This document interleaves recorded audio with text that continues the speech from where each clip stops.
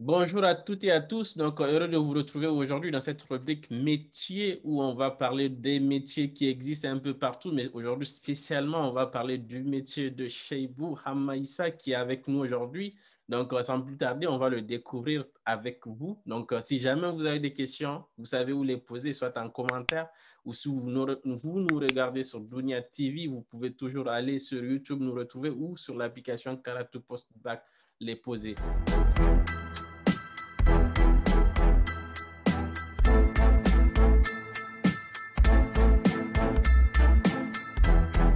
Donc, bonjour à toi chez vous. Bonjour Andrissa, comment vas-tu? Ça va très bien. Et toi? Donc, avant d'aller Ça dans le va. vif du sujet, donc, je vais te demander de te présenter, du coup, à ceux qui nous regardent. Alors, moi, c'est Hamaïssa Cheibou. On me connaît plus sous le prénom ou sur le surnom de Papus.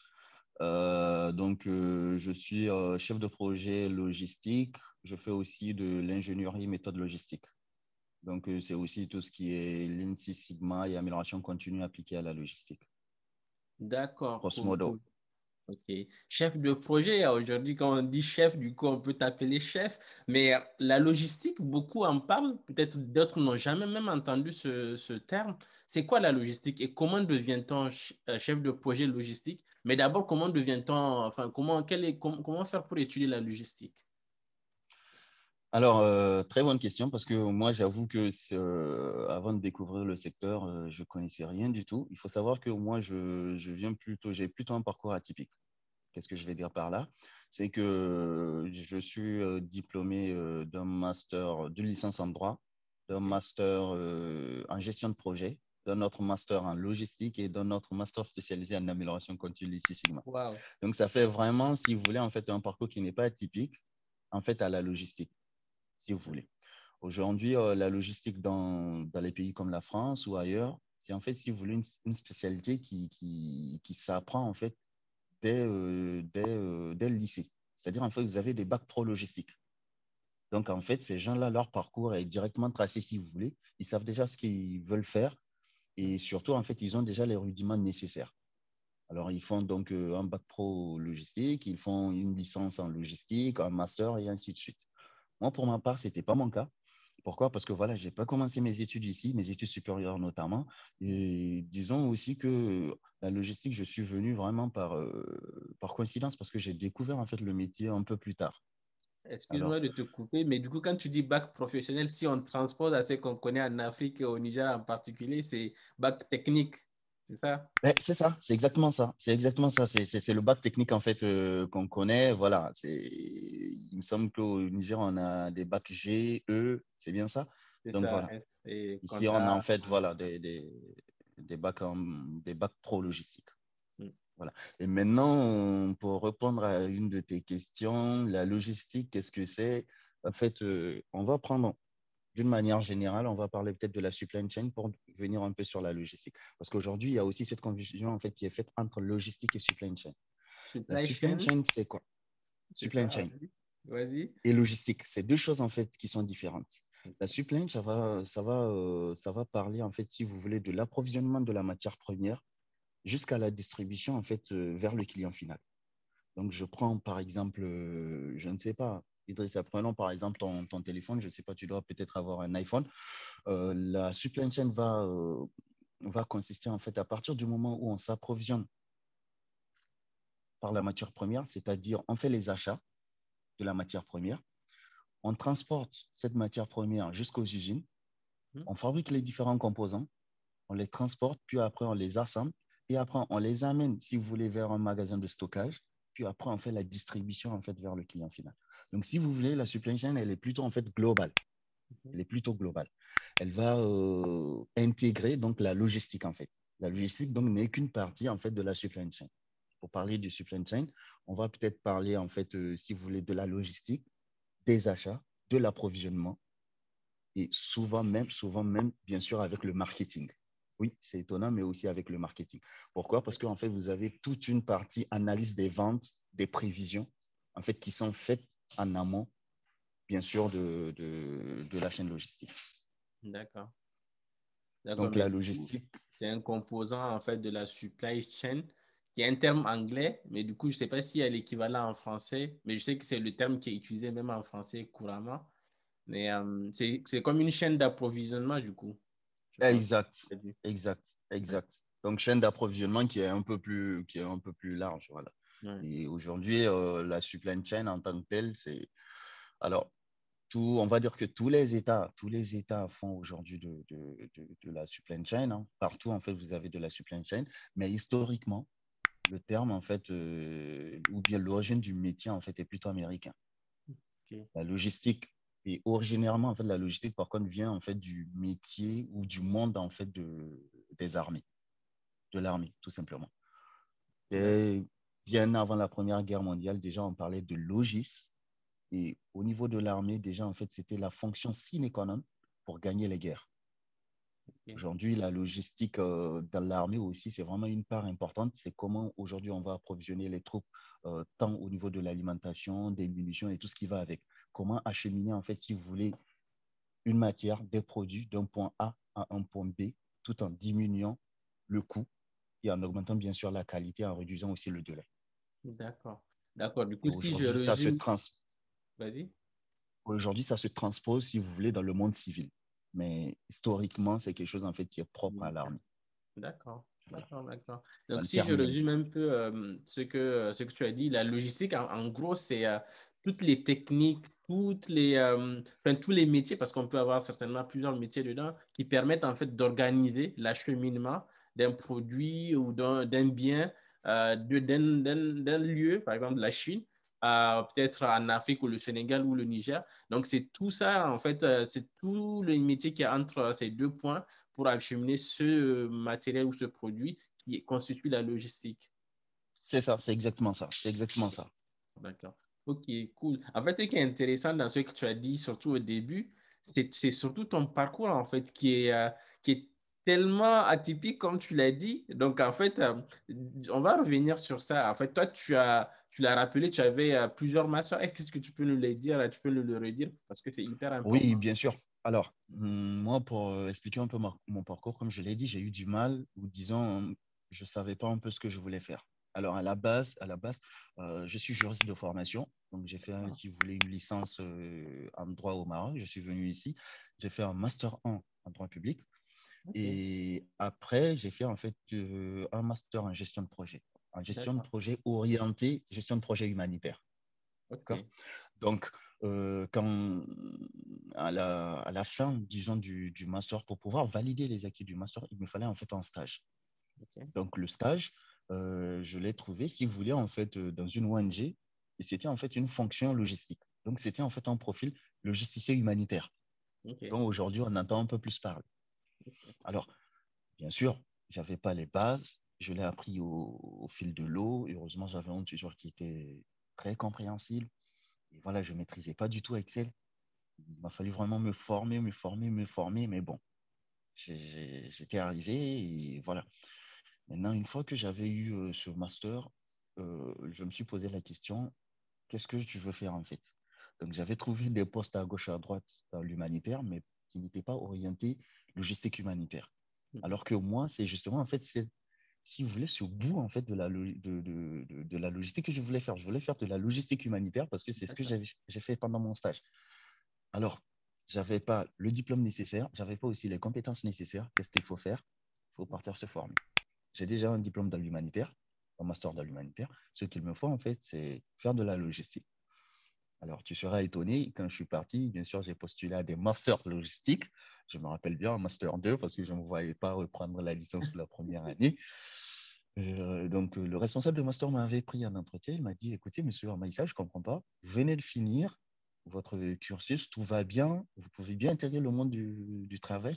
Pourquoi vous revenez en fait vers quelque chose qui n'a rien à voir avec votre filière de base? Je lui ai Ouais. dit non, du tout, détrompez-vous. Moi, en fait, ce que je veux être, c'est être logisticien humanitaire. J'ai un diplôme dans le domaine humanitaire. Il me faut un diplôme en fait dans la logistique pour compléter. Alors, le monsieur me répond tout simplement, OK, je comprends. Mais par contre, vous comprenez que je ne vais pas vous accepter en Master 2. Pourquoi? Parce que je suis sûr que vous allez baisser mon taux de réussite. Vous n'avez jamais fait de la logistique et vous êtes en face vous êtes en face d'autres étudiants en fait qui ont commencé la logistique dès le master ou souvent dès la première année. Je lui ai dit, ben, écoutez, je comprends votre inquiétude, mais bon, accordez-moi quand même ma chance. Donc là, il me dit, non, ce qu'on va faire, c'est que je vais vous accepter en master 1. Je Mhm. lui dis, OK. Donc, je pars sur un master 1. Idriss, comment te dire que j'ai quand même galéré. Ah oui, c'est Et ça. la logistique, on veut des gens qui sont agiles, qui peuvent s'adapter en fait à un environnement. Ça. C'est ce que je me disais en fait quand tu présentais justement en fait aujourd'hui ce qu'on cherche dans tous les métiers qui existent parce que certains métiers n'existaient pas il y a des années. Donc ce qu'on cherche réellement chez des gens qui finissent leurs études, qui veulent aller étudier, c'est cette en fait adaptabilité et aussi du coup cette façon de pouvoir être agile sur beaucoup de sujets. Et c'est ce que justement avec ce qui ressort en tout cas de ton parcours, de passer du droit en tout cas à la logistique Ah, jusqu'à aller se je te dis, former sur ça. On voit en fait ta détermination et c'est ce que beaucoup cherchent. Mais du coup, je passe à la question suivante qui est, je pense que tu nous as déjà dit en fait ce qui t'a inspiré vers ce métier-là.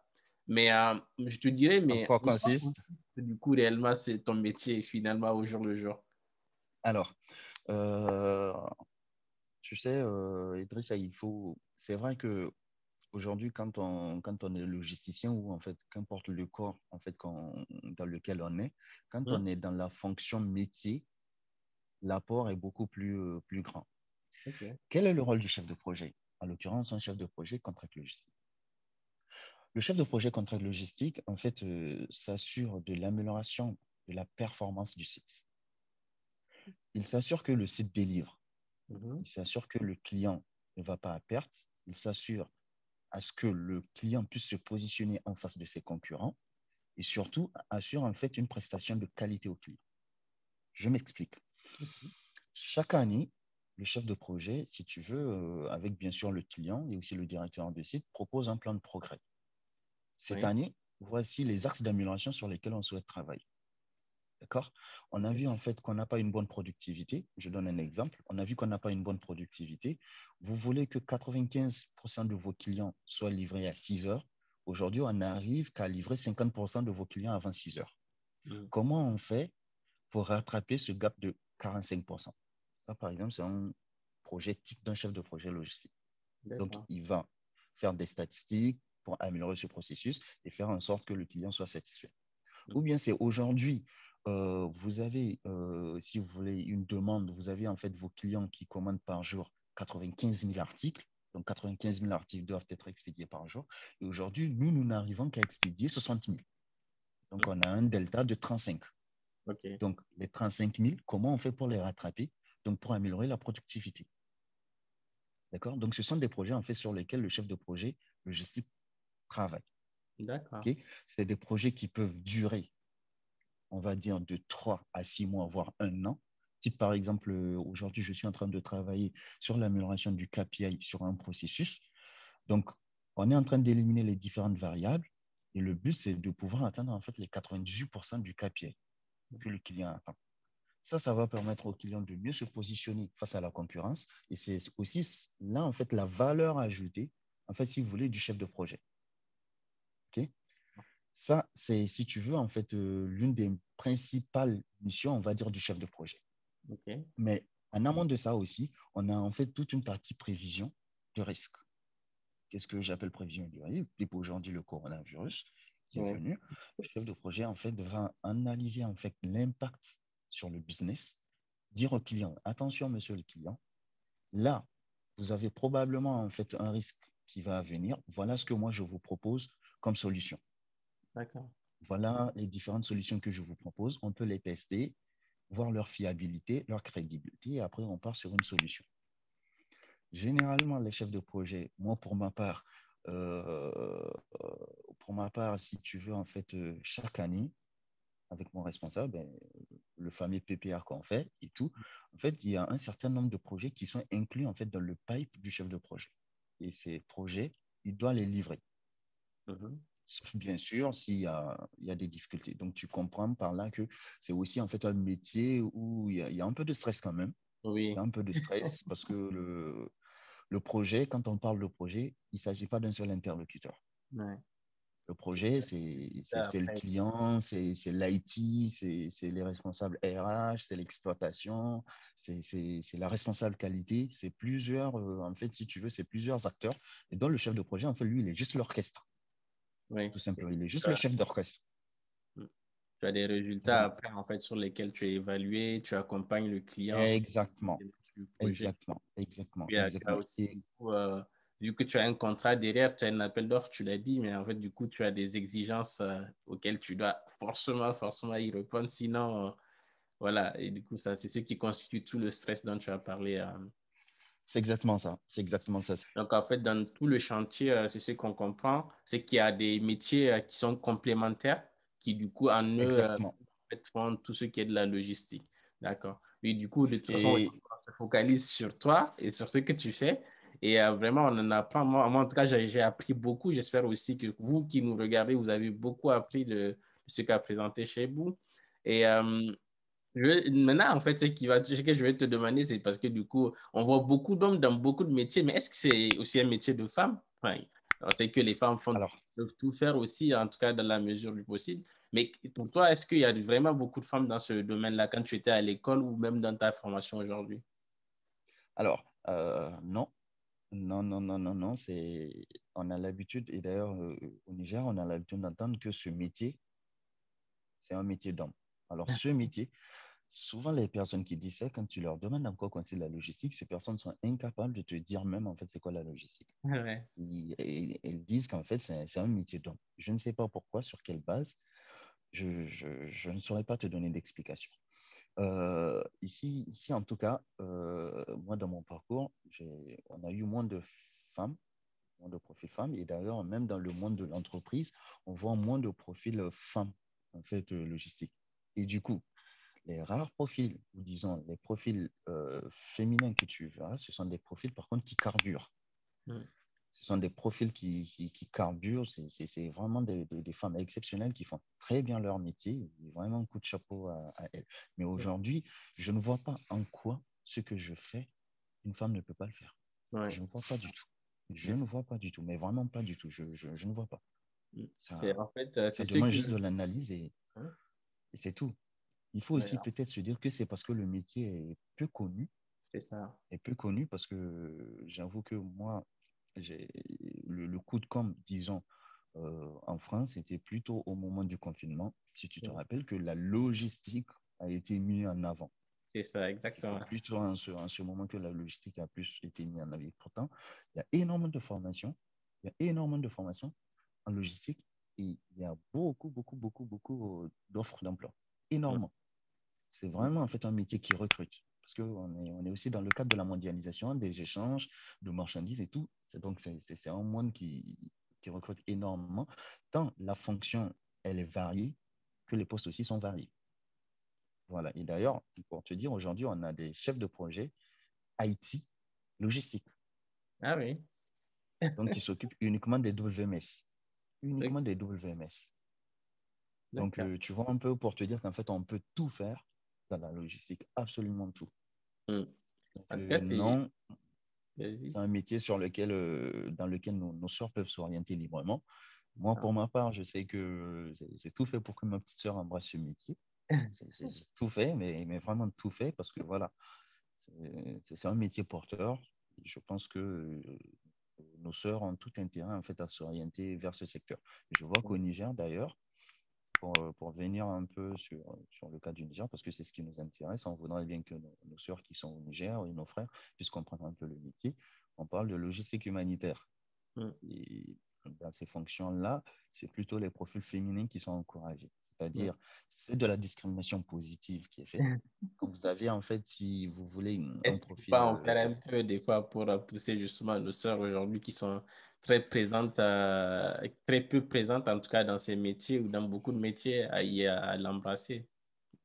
euh, moi, franchement, je les encourage, mais peut-être que, tu sais, il y a aussi la réalité du Niger, dans le sens où aujourd'hui, la logistique qu'on entend parler, c'est plus, en fait, on entend plus parler d'ailleurs de la logistique humanitaire qu'autre chose. Qu'est-ce Mm. qui fait ça? C'est le fait, tout simplement, en fait, qu'on ait beaucoup plus d'ONG que d'entreprises. C'est C'est tout. ça, C'est exactement. juste ça, c'est rien d'autre. Donc, qui parle de logistique humanitaire parle aussi de déplacement. Oui. Humanitaire, c'est souvent beaucoup plus de déplacement qu'autre chose. Peut-être que, si tu veux, cette facette, en fait, de, de, de ce métier aussi n'encourage pas aussi nos sœurs avec les réalités qu'il y a et tout. Mais pour moi, ce n'est vraiment pas une excuse valable. Ce n'est vraiment pas une excuse valable. Ce n'est pas un frein. Et surtout, en fait, tout peut se moduler. C'est ce que je dis partout. Tout peut se moduler. C'est-à-dire, aujourd'hui, vous pouvez être sur un profil, sur une fonction où il y a un peu de déplacement. Et demain, vous pouvez être sur un profil en fait, qui est plutôt relax, où il n'y a pas Ouais. de déplacement et où voilà, vous êtes en office et voilà, tout simplement. Donc, j'encourage énormément, mais vraiment énormément, énormément nos jeunes sœurs et frères à embrasser ce secteur, en tout cas pour les personnes qui l'aiment. Et surtout, parlant d'orientation, d'autres diront, j'ai plutôt un bac littéraire, j'ai plutôt un bac scientifique. Moi, j'ai envie de dire qu'en fait, je suis l'exemple typique comme quoi la logistique Exactement. n'est pas faite pour les scientifiques ou les littéraires. C'est ça. En fait, Du tout. C'est vraiment une question d'analyse. pour rebondir, euh, en fait, le parcours de base qui est soit le diplôme bac A, bac littéraire, en fait, il ne détermine pas forcément ce que vous allez faire comme métier. Et on le voit dans beaucoup de Non, métiers. non, Et non. pour terminer sur cette question-là, mais si vous êtes une femme et que vous nous regardez, allez-y vous renseigner un peu plus sur votre métier. Posez des questions si vous en avez, mais surtout, ne vous dites pas que c'est un métier d'homme parce que ça demande cette chose ou cette autre chose. N'hésitez pas à poser des questions aux gens qui ont fait ces métiers-là. Et voilà, nous, cette vidéo, justement, c'est pour vous encourager et surtout, on veut que tout le monde, en tout cas, égalitairement, en tout cas, puisse avoir l'opportunité d'exercer quelque métier que ce soit. Tout à l'heure, tu as dit que tu es un métier porteur et peut-être pour les encourager un peu plus, est-ce que c'est un métier qui paye bien? Alors, c'est un métier qui paye super bien. Super bien. Je relative par super bien parce que tout dépend aussi de l'expérience, tout dépend de l'entreprise dans laquelle on est, tout dépend de la mission sur laquelle on travaille, tout dépend en fait, si tu veux, de aussi l'apport en fait de la mission à l'entreprise. Mais Voilà, du coup, donc j'ai une je question rassure. pour toi, notamment Oui. qui est différente cette fois-ci. Qu'est-ce que tu aimes toi de ce métier? S'il y a une chose que tu peux dire que tu aimes du métier, ça serait quoi? Alors, encore, je ne peux que parler de mon poste. Je ne peux que parler de mon poste, parce qu'il y a plusieurs, encore une fois, plusieurs postes, plusieurs missions. Ce que j'aime, c'est je ne fais jamais la même chose. Oui, ça, c'est ce qui me plaît. Je Ok. m'ennuie pas. Je Toujours m'ennuie des... pas. D'accord. Les projets sont différents. Mhm.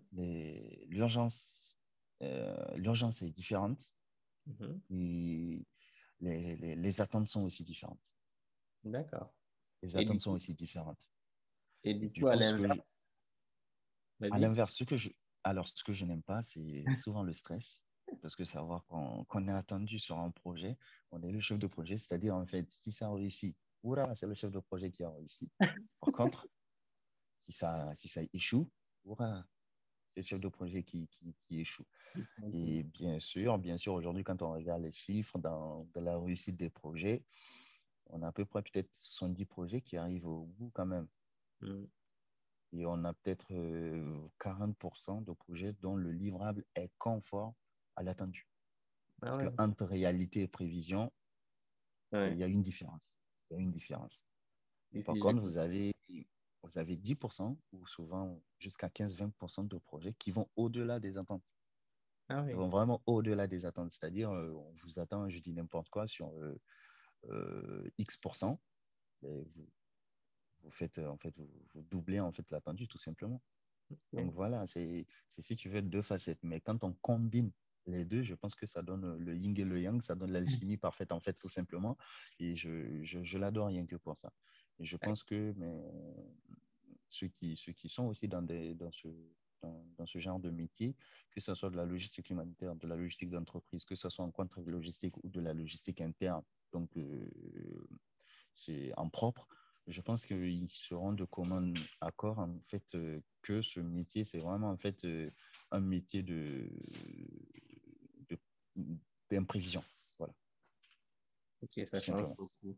Mais du coup, Ça change pas. si tu dois citer des qualités pour toi, quelles sont les qualités nécessaires pour exercer ce métier-là?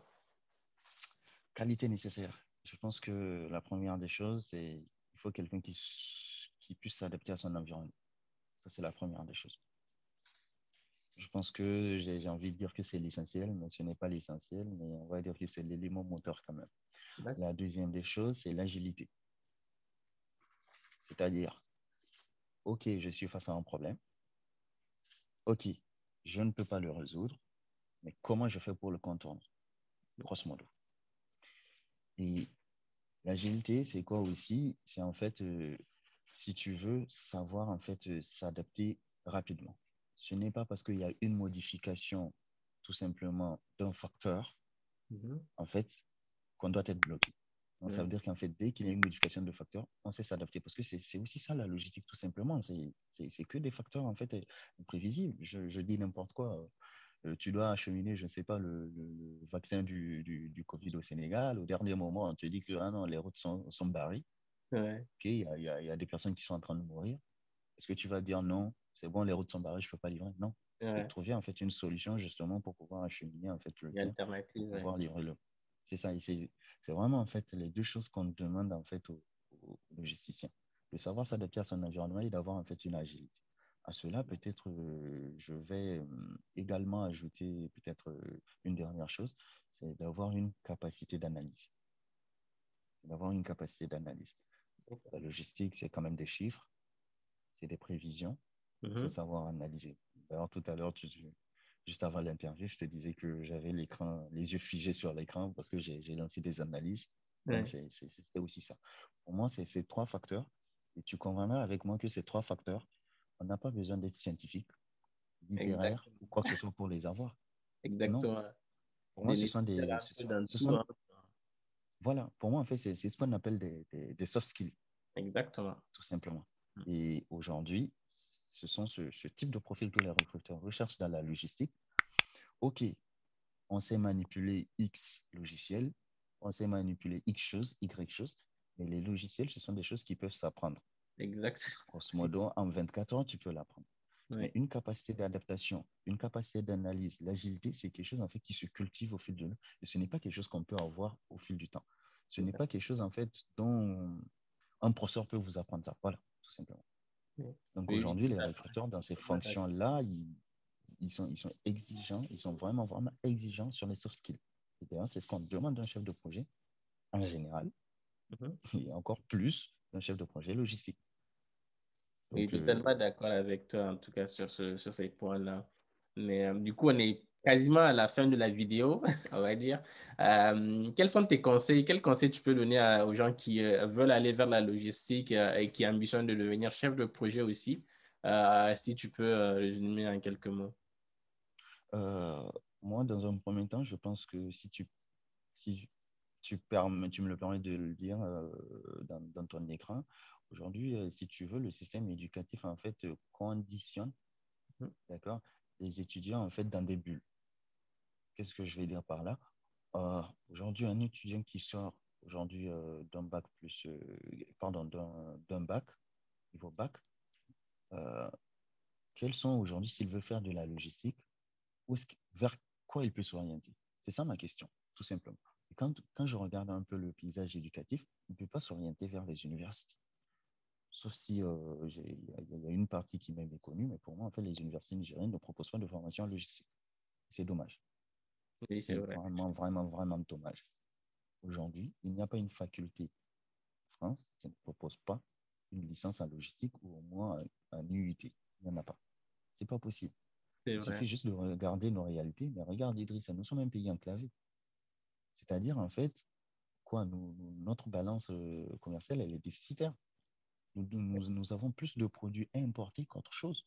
On a plus besoin de logisticiens qu'autre chose. Et on peut jouer Exactement. énormément sur les coûts. C'est dommage, en fait, tout simplement. Nous sommes aujourd'hui en train de fabriquer, si tu veux, de pousser des étudiants, pas par choix, mais par contrainte, vers des secteurs qui sont plus que saturés et où, en fait, le marché de l'emploi n'est pas, n'est pas, n'est pas, n'est pas ouvert. Je parle aujourd'hui du droit. Aujourd'hui, un étudiant qui fait une série A, j'ai bien envie en fait qu'il s'oriente vers de la logistique et qu'il ne parte pas dans un institut payé, je ne sais pas, 500 000, 1 million de francs CFA. Normalement, l'État doit investir pour moi dans ce secteur. Donc, le conseil que j'ai à faire, Et d'ailleurs, à côté de ça, vous avez OK, des instituts qui proposent, qui proposent des formations en logistique. Avoir le contenu de la formation, je pense que il ne propose pas, en fait, si tu veux, une vision 360 du métier aux étudiants. Parce que tout part de là-bas. C'est comment je suis en train d'apprendre les choses et comment je peux aussi le mettre en exergue, en fait, dans mon prochain poste. C'est tout. Aujourd'hui, ces instituts-là, je suis désolé, quand je regarde leur programme, je pense qu'ils doivent s'ajuster. Ils doivent s'ajuster vraiment, en fait, contenu et réalité. Entre contenu et réalité. Je ne sais pas, aujourd'hui, je ne vais quand même pas, euh, je ne sais pas, parler de la logistique. Je sais pas, je suis professeur d'un institut, je ne vais pas quand même parler, par exemple, de la logistique, je ne sais pas, de quel type de logistique je vais dire, de la logistique de produits chimiques, par exemple. Ça concorde moins avec nos réalités. Ok, on a Arriva, mais hormis ça, qu'est-ce qu'on a de plus? Qu'est-ce qu'on a de plus? C'est plutôt s'orienter vraiment en fait vers la réalité parce que la logistique, comme je t'ai dit, il y a plusieurs types de logistique en fonction des produits et en fonction des marchés. Il y a de la logistique du e-commerce, il y a de la livraison à 6 heures du matin. À quoi ça sert aujourd'hui d'enseigner par exemple à des étudiants de la logistique en fait du e-commerce où en fait il faut faire de la livraison à 6 heures du matin? Ce ne sont pas nos réalités. Il faut adapter vraiment la formation à nos réalités, à nos entreprises. Comme ça, dès que en fait, les élèves sortiront en fait, de ce cursus, ils auront en tout cas une vision ou en tout cas un aperçu de ce qui peut les attendre. Donc, mon conseil, c'est quoi? C'est dans un premier temps que ceux qui veulent s'orienter vers ce secteur, bien sûr, étant donné que les portes sont fermées du public, donc d'essayer de s'orienter vers les instituts privés. Et ces instituts privés-là, ne pas se limiter au contenu des cours. Ça, c'est essentiel. C'est essentiel. Le professeur ne peut parler que de ce qu'il a vu ou vécu en fonction de ses expériences professionnelles et personnelles, pas au-delà. Donc, il faudrait qu'il creuse, qu'il cherche. Et pour ceux qui ont les moyens, encore pour ceux qui ont les moyens, pour faire de la logistique, je leur propose vraiment en fait de sortir carrément. De sortir carrément. C'est là-bas qu'en fait Une on va option. découvrir ce que c'est que. C'est une option.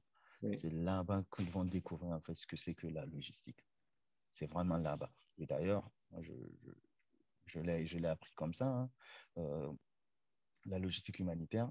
Alors, il y a Bioforce, bien sûr, qui propose ces formations-là. Et on sait que Bioforce, ça coûte cher quand même. Les formations vont souvent de 3, 4, 10 millions, 6 millions. Il y a une bourse de Bioforce, en fait, Ah, pour les filles surtout, oui, pour les filles, donc pour les filles qui veulent faire de la logistique humanitaire ou qui ont déjà, par exemple, intégré un institut, qui ont obtenu leur licence, peuvent s'orienter vers Bioforce et faire de la logistique humanitaire pure et dure avec ouais. Bioforce. Bioforce, rappelons-le, c'est quand même l'établissement spécialisé de l'humanitaire. Qu'importe la fonction, c'est eux, en fait, ils sont reconnus internationalement par tout. Partout aujourd'hui, tu prends l'UNICEF, tu prends l'ensemble des organismes aujourd'hui humanitaires reconnaissent Bioforce. Donc, les filles qui peuvent potentiellement avoir cette bourse, elles ont une réduction de 50% sur le frais d'inscription. Ah oui, c'est pas mal. Oui, et les centres de formation sont soit à Lyon, soit à Dakar. Donc, Ah, OK, Lyon, je ne peux pas partir, nanani, nanana, voilà, les réalités, on connaît. On peut partir à Dakar. mm. Ou encore, on veut venir à Lyon, mais c'est la même chose, c'est le même type de formation. Le diplôme, il est le même à la fin de la formation, tout est pareil.